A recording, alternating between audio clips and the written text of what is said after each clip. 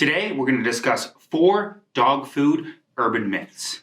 Welcome to The Woofie Show, the ultimate dog lover's digest, ready to help you be the best dog parent. Get ready for heartwarming stories, expert advice, and a lot of laughs. Now, before we begin, I don't mean dog food as in kibble and all that stuff. We're talking about human food that we think your dogs cannot eat.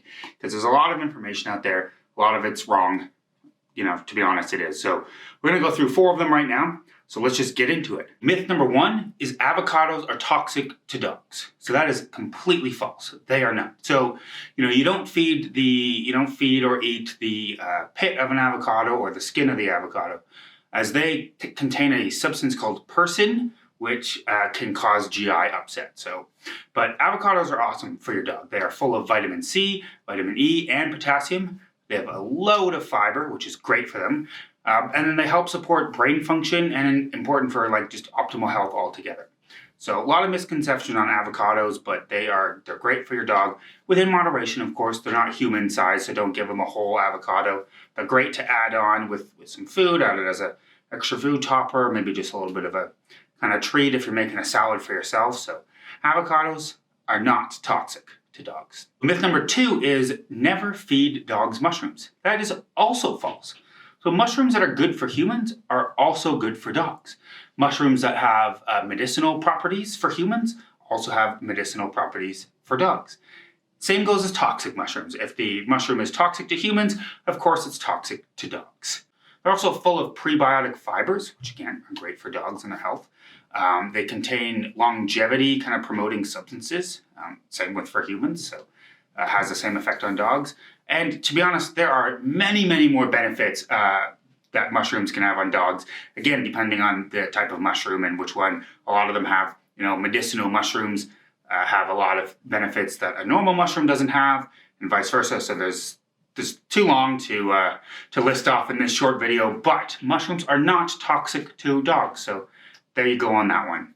Myth number 3 we're going to talk about is rosemary causes seizures. So we're talking about the herb that you would put as on top of something or whatever. So the myth is it causes seizure. Now that is there's a lot of confusion with that one. So rosemary oil, the type of oil you can buy from a health store, does contain a concentrated amount of something called camphor, which is a compound that, if consumed by an epileptic, it can kind of increase the seizure potential. But within small amounts for your dog. So if you have fresh rosemary, just a pinch of it to put on top of your dog's food. If it's dry rosemary, then kind of a dash of that. The benefits are quite drastic compared to the negative sides of that. But yes, if your dog is prone to seizures, don't give it to them. But it is not something that causes seizures, which is where all the confusion is. There's a lot of other herbs that are really good for dogs. You can definitely do your research to see that. But one of the common myths and misconceptions is that rosemary is not good for dogs, which is false. And then myth number 4 for foods that dogs can eat, or people think they can't, are that walnuts are toxic. So that is pseudoscience. So what that is, so things like a raw, unsalted English walnut or almonds or Brazil nuts are perfectly fine for dogs. The biggest thing is they're choking hazards.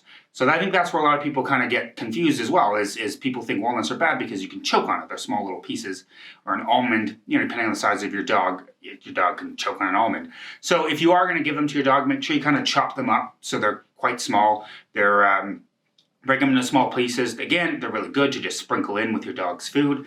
But walnuts are not toxic to dogs. So that's it. There's 4 myths about foods that your dog can eat, although people say they don't.